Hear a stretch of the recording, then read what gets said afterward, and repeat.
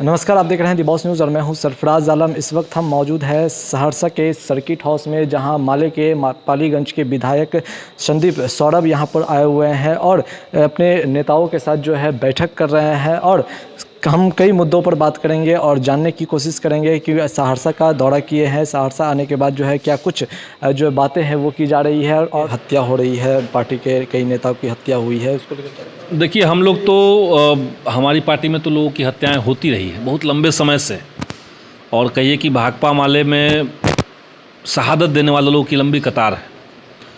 लेकिन जो हत्यारे हैं उनको ये समझना चाहिए कि वो फूलों को कुचल सकते हैं लेकिन वसंत को आने से रोक नहीं सकते।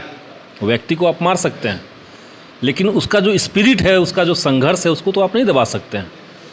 तो हत्याएं हो रही हैं, हम लोग न्याय के लिए संघर्ष करेंगे, लेकिन एक जो बड़ी लड़ाई भाकपा माले लड़ रही है वो लड़ाई हमारी चलेगी। आयशा जो एक बड़ी लड़ाई लड़ रही है वो लड़ाई हमारी जारी रहेगी। सवाल और है, अंबेडकर छात्रावास को खाली कराने का निर्देश जारी किया गया है। इसके बाद लगातार सियासत भी तेज हो गई है, छात्र जो है वो सड़क पर उतर चुके हैं, क्या कहेंगे इसको लेकर? काफ़ी अफसोसजनक है, और कहिए कि अंधेर नगरी चौपट राजा वाली जो कहानी है उसको चरितार्थ कर रही है नीतीश सरकार। आप पूरे बिहार में जो अंबेडकर कल्याण छात्रावासों की स्थिति है, मैं तो खुद ही अधिकांश छात्रावासों को देख चुका हूँ। कोई इंतज़ाम नहीं है, लगातार छात्रावास की तरफ से सरकार को चिट्ठियाँ दी जा रही है, कोई सुनवाई नहीं हुई। 2 साल तक सारे छात्रावास बंद रहे, कॉलेजेस बंद रहे लॉकडाउन के चलते। और अब जैसे ही कैंपस खुल रहा है, छात्र जो हैं वो अपने शैक्षणिक जीवन में वापस लौट रहे हैं, अचानक से सरकार की तरफ से फैसला आता है कि आपको खाली करना पड़ेगा, बगैर किसी तर्क के, बगैर किसी तैयारी के।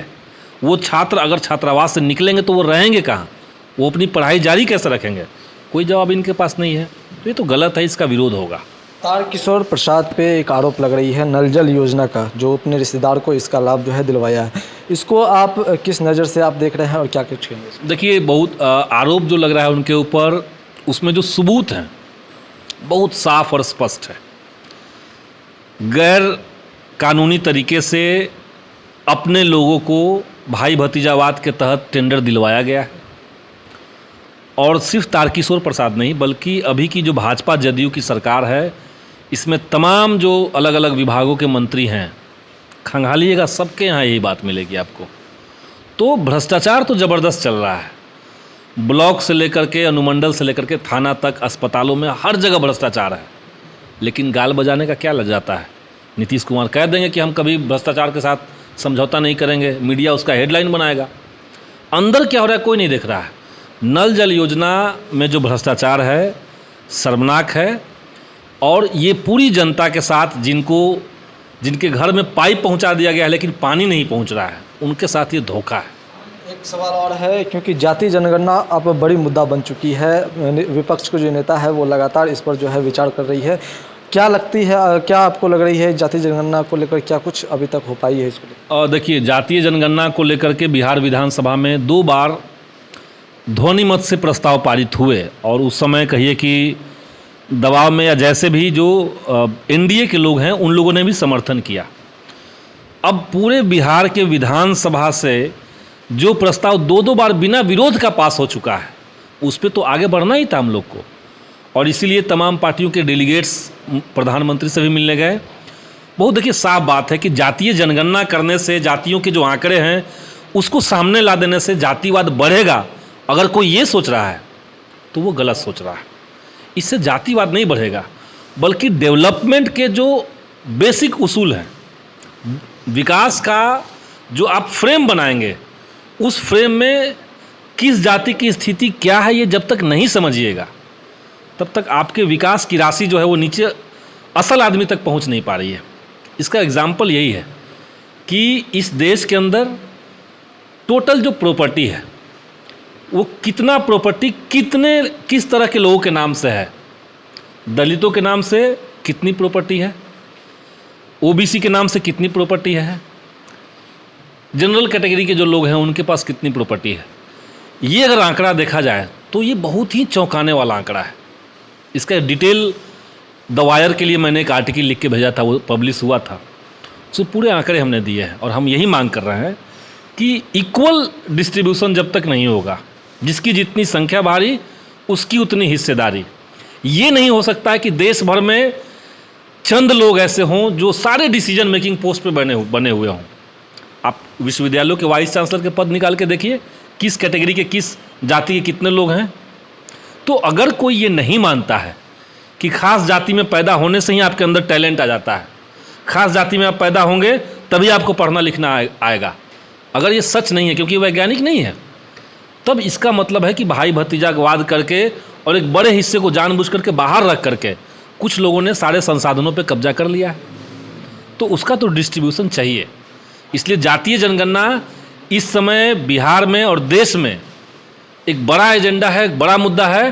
तभी सरकार जो है वो जो पिछड़ी जातियां हैं, जो दलित समुदाय के लोग हैं, उनके पास इक्वल मात्रा में बराबरी का अधिकार उनको दे सकते हैं और डेवलपमेंट का एक जनरलाइज फॉर्म देश में लागू हो सकता है। यूपी चुनाव में महागठबंधन की क्या भूमिका रहेगी इसको लेकर? देखिए, यूपी चुनाव को लेकर के महागठबंधन बने, हम तो ये चाहते हैं, ये हमारी इच्छा है कि महागठबंधन वहाँ बने, क्योंकि उत्तर प्रदेश देश का सबसे बड़ा राज्य है, राजनीतिक रूप से सबसे महत्वपूर्ण राज्य है। लेकिन पिछले 5 सालों में यूपी के अंदर जिस तरह की घटनाएं हुई, वो देश के लोकतंत्र पे कहिए कि एक तरह का भद्दा मजाक है। उदाहरण के लिए आपको हम बता रहे हैं, उत्तर प्रदेश सरकार ने किसान आंदोलन जब पीक पे चल रहा था, सरकार ने कहा कि जो लोग भी किसान आंदोलन में भागीदारी करेंगे उनको सजा देगी सरकार। अब दिल्ली बॉर्डर पे आंदोलन चल रहा है और उत्तर प्रदेश से 6 लोग वहाँ जाते हैं आंदोलन में भागीदारी करने, उन पे 3-3 लाख 4-4 लाख का फाइन सरकार कर रही है। क्या है ये? यानी जो संविधान ने आपको राइट टू एक्सप्रेशन दिया है, अपने आप को अभिव्यक्त करने की जो आज़ादी दी है, उसको आप छीन रहे हैं। जो लोग CA NRC के खिलाफ आंदोलन कर रहे थे, सरकार ने एक पॉलिसी लाई कि हम NRC लाएंगे, CA लाएंगे, उससे हम सहमत नहीं हैं। मैं खुद ही सहमत नहीं हूँ। हम तो खुद ही पूरे बिहार में दौरा किए उस समय कि ये नहीं होना चाहिए। उत्तर प्रदेश में जिन लोगों ने ये किया आंदोलन, उनके नाम और फोटो के साथ सरकारी बैनर में पूरे शहर के अंदर बैनर लगा दिए गए कि ये वांटेड लोग हैं। तो मतलब जनता के अधिकारों के साथ क्रूर मजाक ये उत्तर प्रदेश में हो रहा है। चलिए, एक सवाल, अंतिम सवाल और रहेगी। महागठबंधन में कुछ ठीक ठाक नहीं चल रही है। तेज प्रताप यादव अलग गुस्साए हुए हैं, वो अलग अपनी पार्टी जो है बना रहे हैं छात्र की। क्या कुछ इसको देख रहे हैं आप? क्या लगती है आपको RJD में महागठबंधन में किस तरह की महागठबंधन में ठीक नहीं चल रहा है ये नहीं बात है।